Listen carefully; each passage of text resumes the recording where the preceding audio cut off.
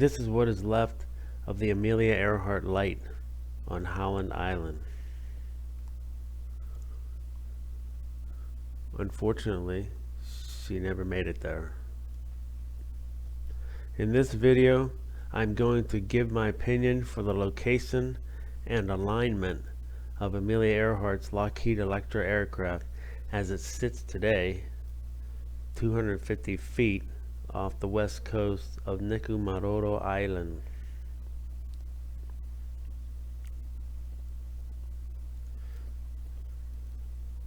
In her final recorded radio transmission, Amelia said, "We are on the line 157337.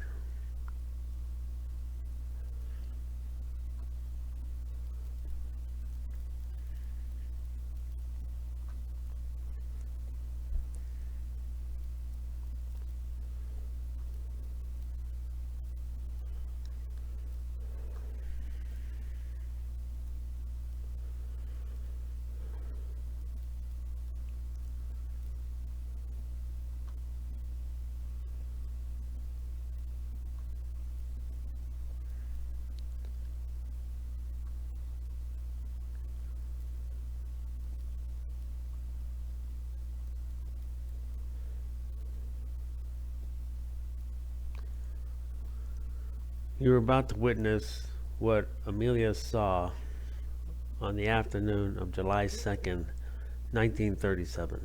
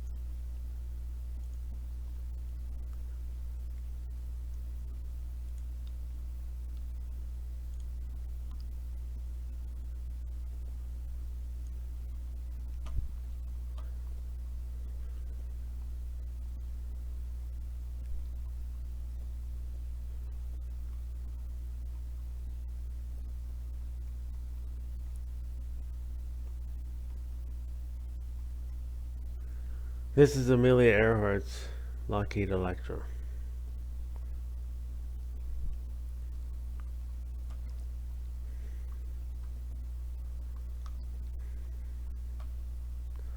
Now I'm going to walk you through why I feel Amelia landed where she did.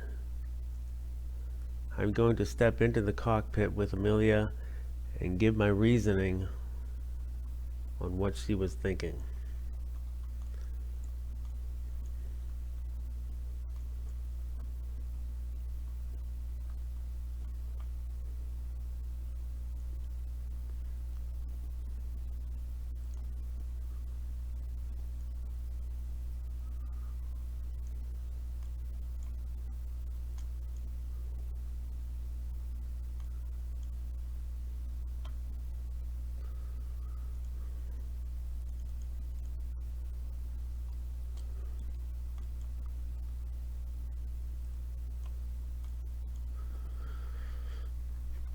Before I do that, I want to show you some photographs of the SS Norwood City, the ship that ran aground in 1929 on the northwest corner at that coral reef inlet into the lagoon.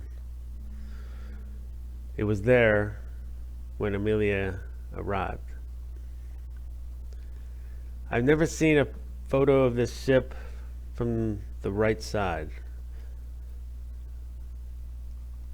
but on the left side the name is written.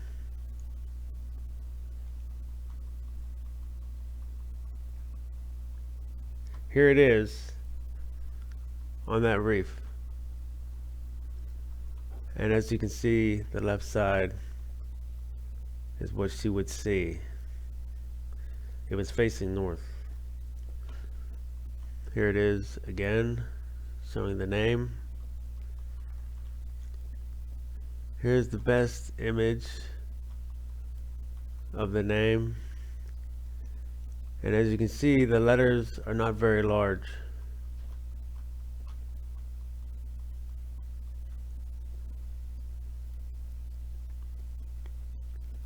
Okay. Now, Amelia is coming in at this northeast point of the island, the very tip of the island, northern tip.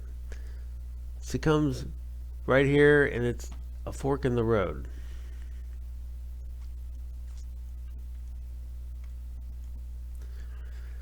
Does she go left? Does she go right? If she goes left, it's straight and looks like it's all sand, pretty consistent. But she sees the ship over here. It's now a rusted remnant of its former glory, but at the time it was a lot more substantial.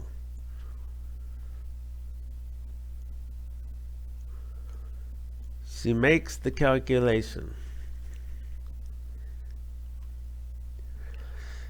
If she goes to the left and it's a bumpy landing and she wrecks it and she's injured, along with Fred Noonan, the navigator, they may not be able to walk over to see the ship better. She's low on fuel. She only has one shot here.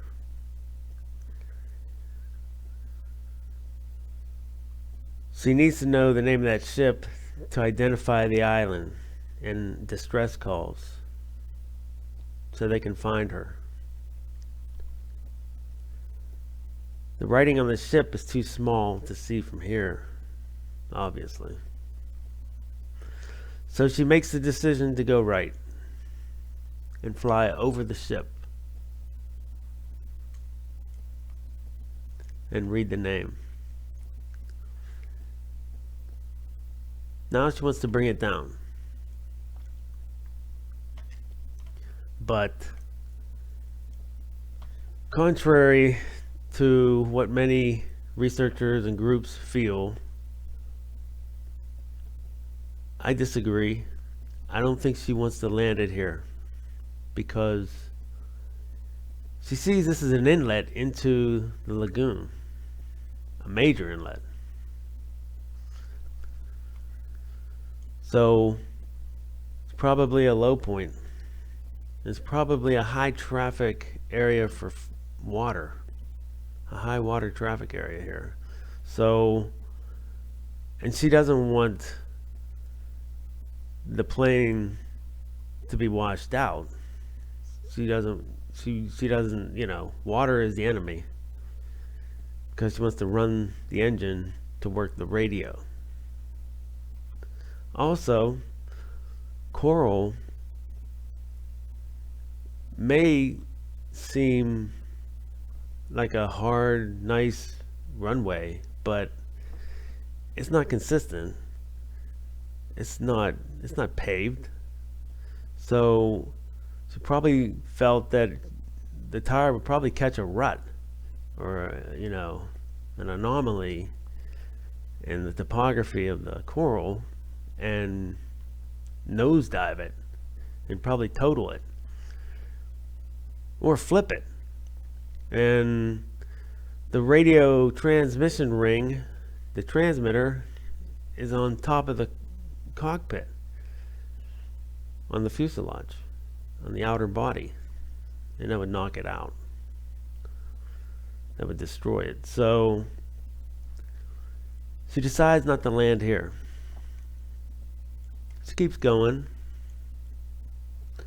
She's now past that, but she still sees coral until you get to right about here. Transitions into sand. And now she's bringing it down.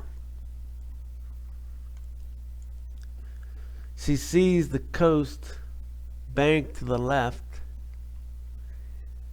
She doesn't know how long it's going to take to stop the plane, so, and she doesn't want to go any further out into the water. So she brings it down and she turns it left in the same direction as the coastline, and sure enough, this is her plane right here,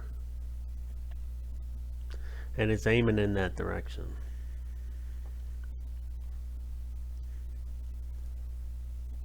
That's how I feel her plane ended up where it did.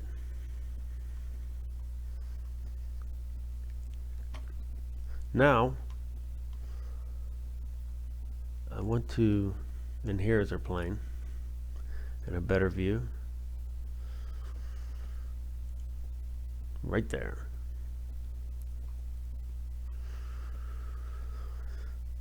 Now I want to go over some points surrounding this location. So I already covered the alignment.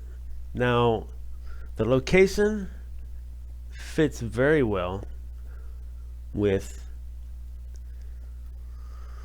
the tidal change. In the 6 days following her disappearance, there were many accounts from ham radio operators saying that they heard her making distress calls. One was a teenage girl in Florida, and she was writing them in her notebook. But there were others across the country and on other islands. They all had a pattern. Her distress calls were cyclical. And that cycle, you know, on off, when it would drop out and then she would start doing it again, it fit the tidal pattern, which makes sense because the high tide, the water would, you know, be a problem for the engine. The engine needed to be running to operate the radio. And where it's sitting right here matches all that. It's right where it would be to be affected by the tide, the low tide, high tide. In this image, I think it was high tide. And you can see the water line come up to the dry sand on the beach. And then you see low tide would be out here somewhere and closer to where the shelf drops off. But it's right where it might have been for it to be a problem, the tide changing. The next point I wanted to address are the two sets of bones that were recovered. One set was at Kanawha Point, right here. It protrudes out into the lagoon, this point. They called it that because these are Kanawha trees, right here. The Kanawha trees come over to here, and then it becomes coconut trees. So one set of bones was found there. Another one was found down here at the 7 site. They call this the 7 site because it's kind of the shape of a 7 here in the clearing. Although I think it's more like a T. But so the Tiger Group did a lot of archaeological digging here, and they uncovered a lot of artifacts and bones. And well, no, it wasn't them that uncovered the bones, but that was much earlier. But they uncovered a lot of artifacts, and there was a camp there. And these artifacts point to it being Amelia that was living there for a while. I think her shoe, freckle cream jar, but the bones were sent to Fiji Medical School, and then they were lost, but they got measurements off them, and the measurements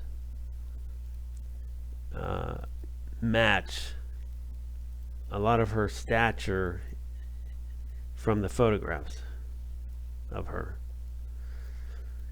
And the biggest piece of evidence was the skull, which had a hole drilled, or there was a hole in under the eye socket. And in fact, Amelia had a hole drilled under her eye socket because of sinusitis, to relieve the pressure of her sinuses. So that seems pretty indisputable there, that those were Amelia's bones. So the location of the plane up here matches a lot of this in this way. In the distress calls, a lot of people could determine that Fred Noonan was injured.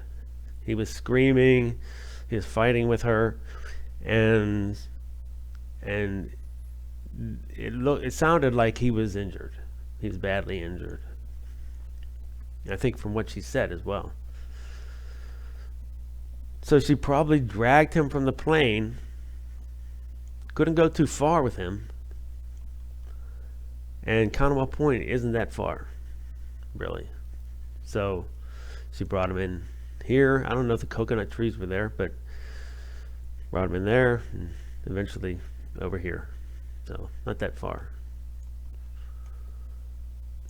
Another thing I wanted to mention is there was a village of British settlers that lived here for 25 years right up here. They gave a lot of accounts of a plane rusting, sitting in the surf. Many researchers and groups feel that they were talking about the plane being over here, sitting in the coral reef. But just as far of a distance, but in the opposite direction, is where I think I found the plane. And they were making parts, or they're making tools from the parts of the plane. So the last point I wanted to mention is the Bevington photo. The Bevington photo showed landing gear floating in the water up near the ship. And those same researchers and groups feel that that is more evidence pointing to this plane having landed up here. But the operative word here is floating.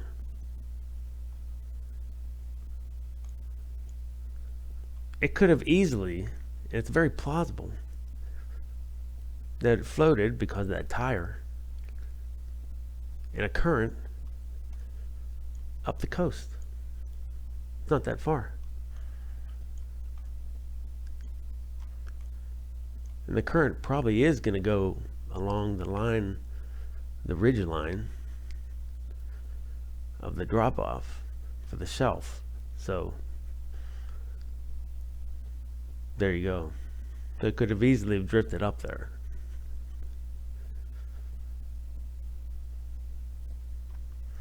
So that's what I wanted to cover today. I wanted to show you my thinking of how the plane ended up where it did. Why she landed there. And go over some of the circumstantial surrounding facts that also point in that direction.